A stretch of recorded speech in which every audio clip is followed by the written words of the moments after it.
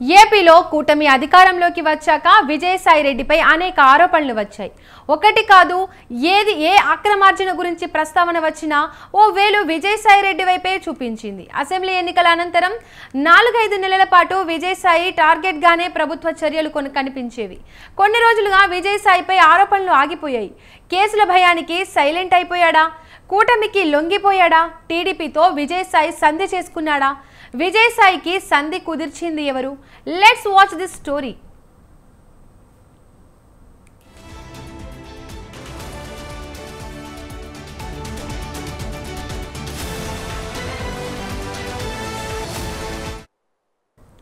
YCP ఏర్పాటు నుండి నిన్న మొన్నటి వరకు నెంబర్ 2 కోసం విజయసాయిరెడ్డి విశ్వ ప్రయత్నాలే చేశాడు. పార్టీ అధికారంలో ఉన్నప్పుడు అంతా తానే అయ్యి వ్యవహరించిన విజయసాయిరెడ్డి విపక్షంలోకి వచ్చిన తర్వాత కూడా అదే స్థాయిలో ప్రభుత్వంపై విమర్శలు గుప్పించారు. వైసీపీ ప్రభుత్వానికి చిన్న మచ్చ వచ్చినా మీడియా ముందుకు వచ్చి లెఫ్ట్ అండ్ రైట్ ఇచ్చేసేవారు. పార్లమెంటరీ పక్ష నేతగా జగన్ సైతం ఆయనకి మంచి గౌరవమే ఇచ్చారు. జగన్ అంట పార్లమెంటరీ పార్టీ పక్ష నేతగా ఉండడంతో అందిన కాడికి దోచుకున్నాడు.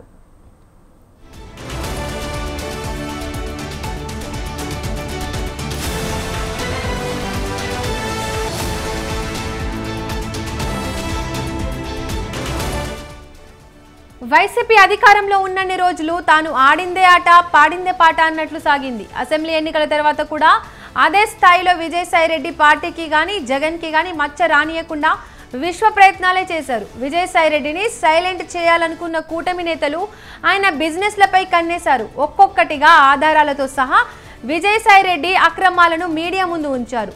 ఉత్తరాంధ్ర జిల్లాల ఇన్ఛార్జిగా ఉన్న సమయంలో పెద్ద ఎత్తున కబ్జాలకు తెగబడ్డాడు. విశాఖ బీచ్ ను కబ్జా చేసేందుకు ఆయన తెగబడిన వైనం వెలుగులోకి వచ్చింది. అలా కబ్జా చేసేందుకు భీమిలిలో బీచ్ కి అడ్డంగా రిటైనింగ్ వాల్ తరహాలో కట్టిన గోడను గ్రేటర్ విశాఖ అధికారులు కూల్చివేశారు.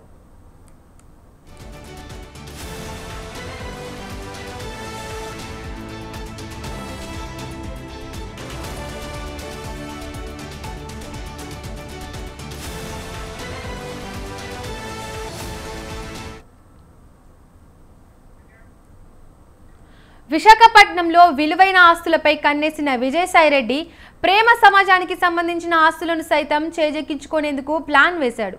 విశాఖ బీచ్ రోడ్లో 30 ఎకరాల భూమి ప్రేమ సమాజం పేరిట ఉంది. ఆ భూమిని ఓ రిసార్ట్ వాళ్ళు ప్రేమ సమాజం వద్ద లీజుకు తీసుకున్నారు. 30 ఎకరాలకు గాను చాలా తక్కువ అద్దె చెల్లిస్తున్నారని శాంతి దృష్టికి తీసుకెళ్లి ఆ భూమిని కొట్టేయాలని విజయసాయిరెడ్డి చూశాడు. నాడు దేవాదాయ శాఖ అధికారిగా ఉన్న శాంతి రిసార్ట్ వాళ్లకు అద్దె పెంచాలని హుకుం జారీ చేసింది. దీంతో తమకు ఆ భూములు వద్దంటూ సదరు రిసార్ట్ వాళ్ళు 30 ఎకరాలు వెనక్కి ఇచ్చేశారు. ఇక్కడి వరకు అంతా వారు అనుకున్నట్లే జరిగింది. అనాథ శరణాలయాలు, గోశాలల నిర్వహణ భారంగా మారడంతో మాకెందుకు ఈ తంట, మీరే చూసుకోండి అంటూ ఏవో సెక్షన్లు చూపించి మళ్ళీ తిరిగి వెనక్కి ఇచ్చేశారు.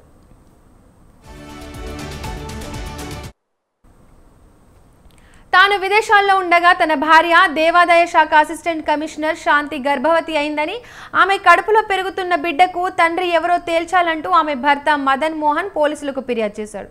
పైగా తన భార్య గర్భానికి విజయసాయిరెడ్డి కారణమంటూ సంచలన ఆరోపణలు చేశాడు. ఈ అంశంపై ఎక్కడ చూసినా రసవత్తగా సాగింది ఈ చర్చ. పైగా ఈ అంశం అప్పట్లో రాష్ట్రంలో చర్చనీయాంశంగా మారింది. ఇటీవల అమెరికా నుండి వచ్చిన శాంతి భర్త మదన్ మోహన్ మంత్రి నారా లోకేష్ ను కలిసి ఫిర్యాదు చేశాడు. వారిద్దరూ తనను మోసం చేశారని, ఎట్టి పరిస్థితుల్లోనూ వారిని వదలొద్దన్నాడు.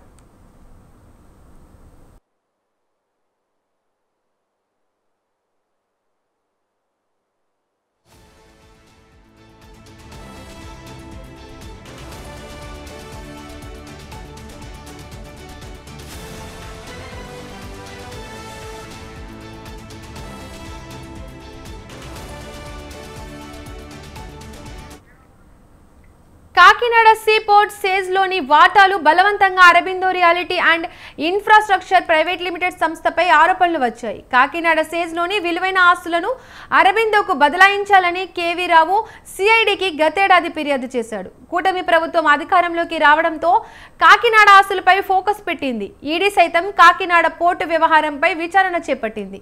ఈ కేసులో విక్రాంత్ రెడ్డి, విజయసాయిరెడ్డి, శరత్ చంద్రారెడ్డి సహా మరికొందరిని నిందితులుగా చేర్చింది. ఓవైపు సిఐడి మరోవైపు ఈడీ ఉచ్చు బిగుస్తుండడంతో అరబిందో సంస్థ వెనక్కి తగ్గింది. కేవీ రావు నుండి తీసుకున్న వాటాలను తిరిగి ఇచ్చేసేందుకు అంగీకరించింది.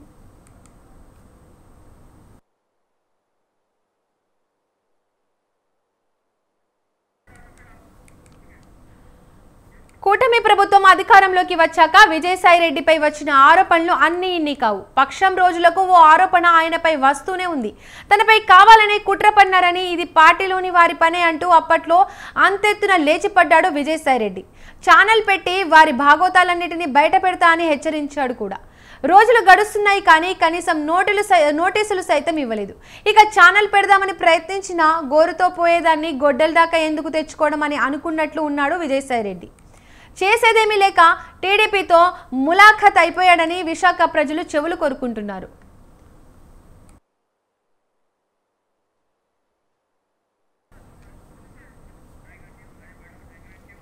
విశాఖలో విజయసాయి భూదందాలు, కబ్జాలు, ఆక్రమణలకు సంబంధించి కూటమి ప్రభుత్వం అధికారంలోకి రాగానే ఒక్కొక్కటిగా వెలుగులోకి వచ్చాయి. మరిన్ని అక్రమాలు బయటకు వచ్చే అవకాశం ఉండడంతో విజయసాయిరెడ్డి టీడీపీతో లోపాయికారి ఒప్పందం చేసుకున్నట్లు తెలుస్తోంది. అందులో భాగంగానే అల్లుడిని కేసు నుండి తప్పించేందుకు కాకినాడ సీపోర్ట్ సేజ్లోని వాటాలను కేవీ రావుకు ఇచ్చేస్తున్నట్లు వార్తలు వచ్చాయి. దేవాదాయ శాఖ మాజీ అధికారిని శాంతి విశాఖ భూములు, ప్రేమ సమాజం ఆస్తులపై కూటమి నేతల నుండి ఈ మధ్య ఎలాంటి విమర్శలు రాలేదు. కాకినాడ పోర్టు ఒక్కటి సెటిల్ చేసుకుంటే అయిపోతుందన్న సూచన మేరకే విజయసాయిరెడ్డి వెనక్కి తగ్గినట్లు తెలుస్తోంది.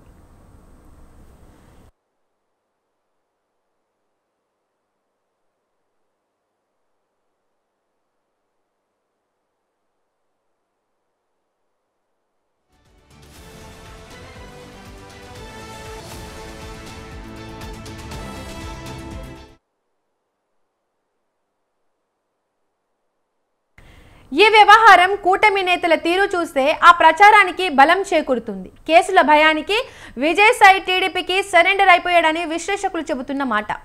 ఇందుకు తన బంధుత్వం కూడా సహకరించిందన్న ఆరోపణలు బలంగా వినిపిస్తున్నాయి.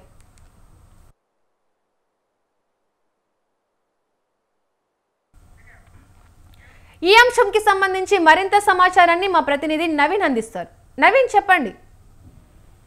Thank you Deepika. ఏదైతే కూటమి ప్రభుత్వం అధికారంలోకి వచ్చిన తర్వాత వైసీపీకి సంబంధించిన రాజ్యసభ సభ్యుడు విజయసాయిరెడ్డి మీద అయితే అనేక ఆరోపణలు అయితే వెల్లువెత్తిన సందర్భాలు అయితే ఉన్నాయి. అంటే ఆ కూటమి ప్రభుత్వం అధికారంలోకి వచ్చిన తర్వాత ఒకటి కాదు వందల కొలది ఆయన మీద అయితే కనుక అనేక అవినీతి అక్రమాలు కూడా బయటికి వెలుగు చూసిన పరిస్థితి. కూటమి ప్రభుత్వ నేతలు కూడా ముఖ్యంగా విజయసాయిరెడ్డి మీద అయితే దృష్టి కేంద్రీకరించి ఆయనకు సంబంధించిన వ్యాపారాల మీద అయితే దృష్టి పెట్టి ఒక్కొక్కటి కూడా బయటికి లాగే ప్రయత్నం అయితే చేశారు. కానీ కొంతకాలంగా చూస్తే కనుక ఆయనకి సంబంధించిన ఏ విధమైన ఆరోపణలు కూడా రావడం లేదు. దీనిలో అయితే కనుక ప్రత్యర్థుల నుంచి కానీ అలాగే స్వపక్షుల నుంచి కూడా ఆయన అంటే విజయసాయిరెడ్డి టీడీపీతో ములాఖత్ అయ్యాడా అనే దాని మీద అయితే కనుక అనుమానాలు అయితే రేకెత్తిస్తున్న పరిస్థితి ఉంది. అటు విశాఖపట్నంలో కావచ్చు, అలాగే ఇక్కడ కాకినాడలో కావచ్చు, ఆయనకు సంబంధించిన Aurobindo reality and infrastructure private limited సంస్థ మీద అయితే కనుక అనేక ఆరోపణలు వచ్చాయి. అలాగే బీచ్ కి సంబంధించి కూడా అక్కడ వందల ఎకరాలను కూడా కబ్జా చేశారు. అలాగే అక్కడ బీచ్ కి సంబంధించి కూడా రోడ్డు మీద అడ్డుగా కూడా గోడలు కట్టి ఆ భూముల్ని కూడా కబ్జా చేసుకున్నారు అనే దాని మీద అయితే గతంలో అనేక ఆరోపణలు వచ్చాయి. ముఖ్యంగా చూస్తే కాకినాడ సీపోర్ట్ కి సంబంధించి చూస్తే కనుక అందులోని వాటాలను అయితే కనుక విజయసాయిరెడ్డి నిర్బంధంగా ఆయన కూడా కేవీ రావు అనేది కేఎస్పీఎల్కి సంబంధించిన ఎండీకి సంబంధించిన 1200 కోట్ల ఆస్తులను అయితే కనుక ఆయన కేవలం భయపెట్టి 300 కోట్లకి ఆయన రాయించుకున్నారు అనేది అయితే కనుక ఈ మధ్య కాలంలో అది బయటకు అయితే వెలుగు చూసింది. దీనికి సంబంధించి అంటే కోట్ల విలువైన ఆస్తుల్ని సెజర్కి సంబంధించిన ఆస్తులను కూడా బదలాయించుకోవడం, కేవీ రావుతో పాటుగా ఆయనతో పాటు విజయసాయిరెడ్డి, శరత్ చంద్రారెడ్డి, విక్రాంత్ రెడ్డి ముగ్గురి మీద కూడా కేవీ రావు అయితే కనుక గతంలో అంటే కూటమి ప్రభుత్వం అధికారంలోకి వచ్చిన వెంటనే కేవీ రావు వెంటనే వారికి ఫిర్యాదు చేయడం, నా సెజర్కి సంబంధించిన ఆస్తులను అయితే కనుక ఎవరు విజయసాయిరెడ్డి లాక్కున్నారు, నాకు న్యాయం చేయండి అని చెప్పేసి కనుక ఆ కూటమి ప్రభుత్వం దృష్టిలో అలాగే ఈడీ దృష్టిలో కూడా ఆయన కంప్లైంట్ పెట్టడంతో దీని మీద అయితే కనుక గత కొంతకాలంగా చూస్తే ఆ సిఐడి మరోవైపు ఈడీ కూడా ఉచ్చు బిగించుకుంది. అరబిందో సంస్థ మీద అయితే కనుక మూకుమ్మడిగా దాడి చేయడంతో వారందరూ కూడా విజయసాయి రెడ్డి అయితే వెనక్కి తగ్గినట్లుగా అయితే కనపడుతుంది. ఈ మధ్య కాలంలో అంటే గత 2-3 రోజులు ఆ మధ్యలో అయితే కనుక కేవీ రావుకి అయితే కనుక ఓటాను కూడా తిరిగి వెనక్కి విజయసాయి రెడ్డి ఇచ్చేసినట్లుగా అయితే మనకి తెలుస్తుంది. అయితే దీని నుంచి బయటపడటం కోసం అటు కూటమి ఆ ప్రభుత్వంతో కూడా ఈయన చెలిమి చేసి అవసరమైతే కూటమి ప్రభుత్వంలోకి వెళ్ళడానికి ఆయన ప్రయత్నం చేస్తున్నారనే వాదనలు అయితే వినిపిస్తున్నాయి. అయితే ఏదేమైనప్పటికీ విజయసాయి రెడ్డి అయితే కనుక అటు అక్కడ విశాఖపట్నంలో కావచ్చు, ఇక్కడ కాకినాడలో కావచ్చు ఆయన చేసిన అక్రమాలు అంటే వైసీపీ ప్రభుత్వంలో A2 నాయకుడిగా ఆయన అయితే ఉన్నారు. గతంలో ఆయన విజయసాయి రెడ్డి ఎంపీగా ఉన్న సమయంలో అక్కడ ఉత్తరాంధ్రకు సంబంధించి కూడా ఆయన ఇన్ఛార్జిగా ఉన్న నేపథ్యంలో ఆయన అనేక అక్రమాలకి పాల్పడ్డారు, భూ కబ్జాలకు కూడా పాల్పడ్డారనే విమర్శలు అయితే ఉన్నాయి. కానీ ఈ మధ్య కాలంలో అది మరలా ఏ విధమైన అక్రమాలు కానీ బయటకు రాకపోవడంతో పలు అనుమానాలు అయితే వ్యక్తం చేస్తున్న పరిస్థితి ఉంది. Deepika, thank you Naveen Raj.